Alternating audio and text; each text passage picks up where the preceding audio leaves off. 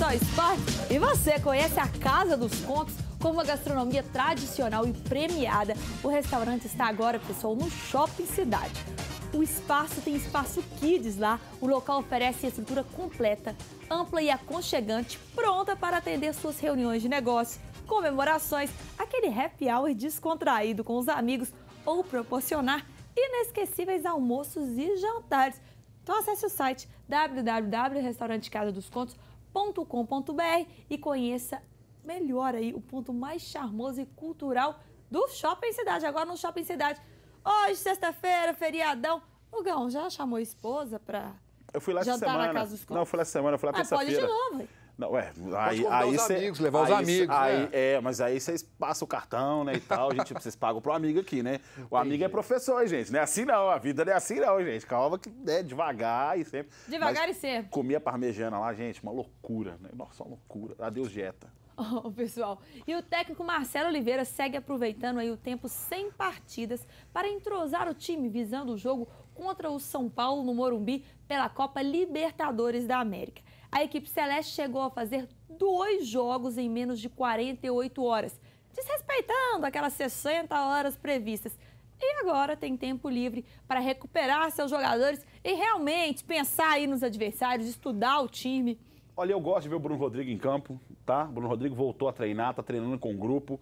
Eu acho que ele talvez seria o zagueiro ideal para formar a dupla ali com o Manuel. Não que eu tenha nada contra o Léo, não é isso. Mas eu acho uma defesa mais firme, mais segura, mais sólida com eles. Principalmente quando você tem o Williams e o Henrique, que são jogadores extremamente técnicos em força de defesa e em ligação com o ataque. Certo? Então essa seria a minha preferência. Mas lógico, o Bruno Rodrigues está voltando ainda de lesão, vai demorar um tempo para pegar ritmo de jogo e tal. Mas realmente ele acerta muito escolhendo o Manuel para poder atuar contra o São Paulo. Mas sabe o que me chama a atenção, Gão? Sai jogador, entra jogador. Ninguém atrapalha ou incomoda o Léo. O Léo ele é titular absoluto. O Léo é titular desde o ano passado no Campeonato Brasileiro, né? Então veio o Dedé. Aí falou-se que o Léo sairia. Manteve-se o Léo. Veio Manuel. O Léo ficou. Então, assim, o Léo, ele pode não agradar a todos, né? Porque a torcida do Cruzeiro, alguns não gostam dele. Mas que ele tem uma estabilidade fora do comum para um zagueiro, como é ele, da maneira que ele chegou, porque ele já teve várias situações que ele falhou, foi desacreditado, mas ele tem uma força de vontade que há de se enaltecer, né? Mas o que acontece é assim, é que o Léo, ele realmente é muito regular, certo? Ele é muito regular. Mas o que a torcida gosta é daquele zagueiro explosivo, aquele zagueiro que vai para a área, aquele zagueiro... E o Bruno Rodrigues, quando ele ia para dentro da área para poder, né, em escanteio, jogar assim, né? Era gol, era praticamente gol. O Bruno Rodrigues, ele ia para a área, era gol, era quase certeza disso, entendeu? E ele formou dupla com o Dedé, que foi uma dupla muito sólida, até a lesão de quando o Léo realmente assumiu a titularidade, foi aí até o final do Campeonato Brasileiro, certo? A minha preferência para o Bruno Rodrigues e Dedé foi por aquilo que eu falei, eu acho mais sólido, mas não que eu tenha nada contra o Léo, absolutamente. Eu acho que o Cruzeiro está bem servido de zagueiros. Eu, particularmente, tenho assim aquela ressalva, até falei ontem, né, sobre o Paulo André, acho que no momento ele está um pouco limitado, ele está precisando realmente treinar um pouco mais para poder garantir a titularidade na equipe do Cruzeiro, certo? Mas, sem dúvida nenhuma, eu acho que ele acerta muito colocando o Manuel. O Paulo André, então, hoje merece o banco de reservas. Ele não foi bem nas partidas que teve, né? Ele realmente não foi bem nas partidas que teve aí com o Cruzeiro. Ele falhou realmente, ele deixou o prato livre, né? E realmente, vamos ser sinceros, por mais que tivesse lá o Weber Roberto Lopes não marcasse a falta, né? Lá no Leandro Damião. O cara cruzar sozinho no meio da defesa e aquele mais agudo ainda, que foi aquele passe do Guilherme, que ainda mostra o Paulo André procurando a bola ainda. Aquilo, a torcida ficou muito chateada com aquilo e realmente perdeu a vaga. Tem um lado bom do banco, né? De repente o cara vai começar a sentir que ele não é totalmente... Fica preferido, né? Essa então, de repente, ele cria uma motivação, sabe? Porque, de repente, ele já chega, porque eu fui campeão daqui, de lá, e sou titular e joga com o nome. Então, o Marcelo está mostrando que tem que provar dentro de campo para ser titular. Isso é importante. Pessoal, e o preparador físico do Cruzeiro, Juvenilson de Souza, falou aí do desgaste que o time sofreu nas últimas semanas. Roda aí.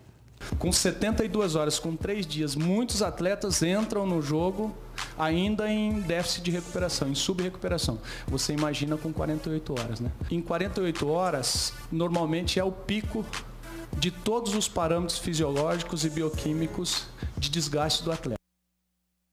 Aí, gente, o Cruzeiro sofreu um desgaste enorme, mas além disso, você acaba não tendo tempo, Gão, também para estudar direito os adversários, né? Não só para se recuperar, mas também entender o esquema tático. Principalmente um adversário que o Cruzeiro tem agora, o São Paulo, que é uma pedreira no Morumbi. Mas aí, falando exatamente sobre você estudar o adversário, eu vou discordar um pouco pelo seguinte, porque quando você entra numa Taça Libertadores da América... Já tem que conhecer. Você já sabe seus adversários que você vai enfrentar.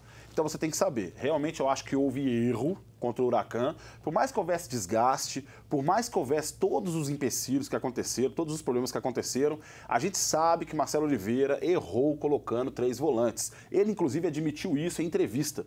Né? Ele admitiu isso em entrevista. Entrar com o William Farias foi um erro. Você tinha que realmente ter continuado a formação que você tinha ali, certo? Mas sobre o São Paulo especificamente, acho que o Cruzeiro tem que ir forte sim para cima do São Paulo. A gente tem aí o problema do Alisson lesionado, certo? Ele provavelmente vai o William para o jogo, né? Mas eu particularmente gosto do Gabriel Xavier e é a minha preferência por essa partida. E com sinceridade, o Cruzeiro agora tem um tempo aí de sobra para poder treinar, preparar seus jogadores fisicamente, estruturar bem sua equipe para poder fazer uma grande partida contra o São Paulo. Mas então, em cima disso aí, Hugão, que a gente viu o preparador falando, excepcional para o Cruzeiro essa semana. Sem dúvida. Para a recuperação dos jogadores, o próprio Damião, que está nesse processo de recuperação, para poder ter um treinamento de jogadas ensaiadas, que o Cruzeiro precisa de alternar essas jogadas para não ficar um time totalmente previsível, porque a gente tem visto isso, né? O Cruzeiro perdeu aquela jogada desde quando o Nilton saiu, né, de escanteio. Você não vê mais Era um uma escanteio, jogada muito forte. Né? Hoje o Cruzeiro não traz perigo num escanteio para os times adversários. Então ele tem tempo para poder articular isso e, principal, tudo bem, ele tem que conhecer o adversário antes da partida, mas o adversário também muda. Né? Os jogadores mudam. O time do São Paulo... Tem contusões, né? Tem o time do São gente Paulo, que vai bem, gente vai mal. Ele vai vir sem alguns... Vai vir sem o Luiz Fabiano, que está suspenso, sem o Hudson, que está suspenso, né? Sem o Dória, que está suspenso. Então ele vai articular um outro esquema tático. É outro treinador. Né? Não é mais o Muricy Ramalho. O Milton Cruz foi efetivado ontem no cargo. Então, quer dizer, é um time com outra cara. Então o Marcelo tem que olhar de uma outra forma, é outro esquema. Então é um tempo muito bom para o Marcelo conseguir colocar a coisa toda em ordem e fazer um bom jogo. Então, pessoal, vamos deixar um pouquinho de Cruzeiro e de Varginha aí de lado da final do Mineiro, porque na tentativa aí de amenizar as aglomerações de torcedores em torno do Mineirão, a Prefeitura de Belo Horizonte vai publicar um decreto que proíbe aí o uso de churrasqueiras em espaços públicos. A medida foi anunciada ontem pelo secretário de Administração da Regional Pampulha, José Geraldo de Oliveira Prado, em audiência realizada na Assembleia Legislativa de Minas Gerais. Moradores do entorno do Mineirão avaliam que o decreto pode amenizar o problema que eles enfrentam em dias de jogos, pessoal.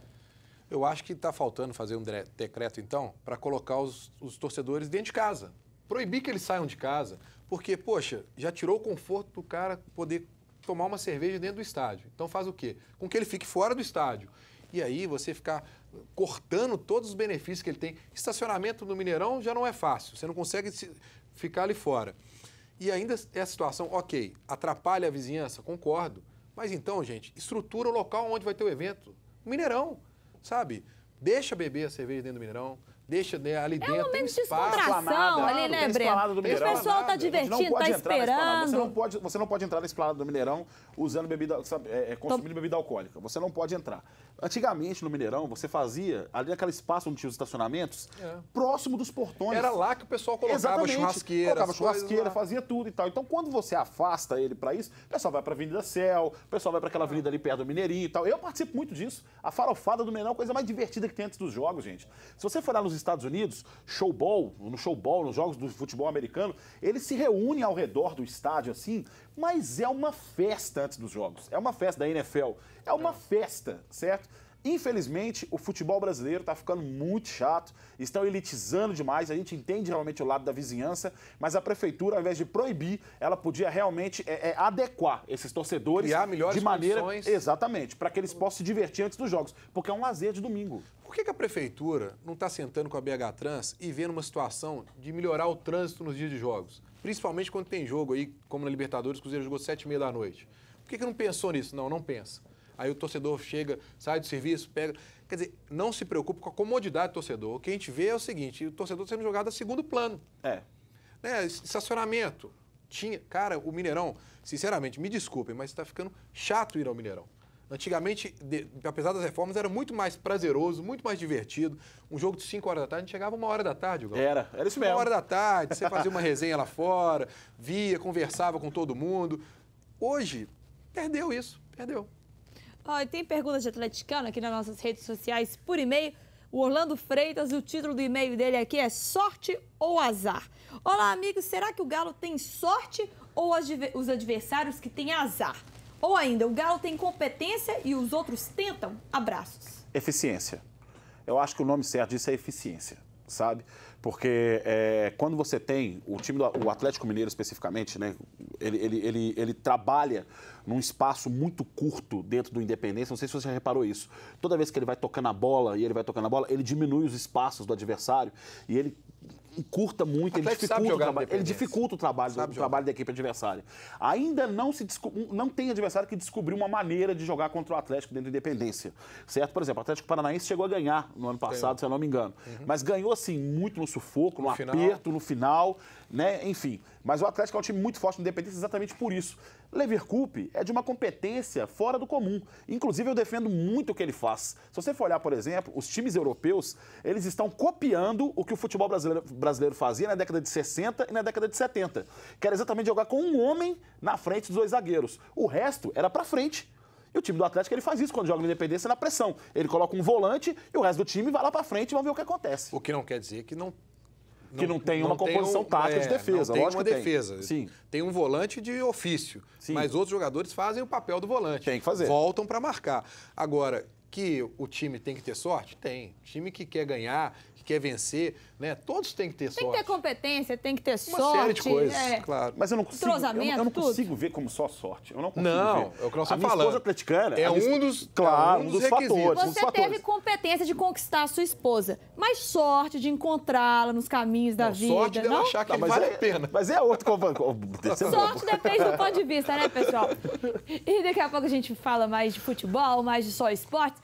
Hoje, sexta-feira, e você já fez as compras para o feriado e para o final de semana? Não? Mas não tem problema, pode ficar calmo, porque tem ofertas imperdíveis no Supermercados BH. Confira no site www.supermercadosbh.com, tá, gente? E o Supermercados BH, a gente sabe, tem sempre um pertinho de você. E não saia daí, daqui a pouco tem mais Só Esporte, tem mais futebol, eu volto já já.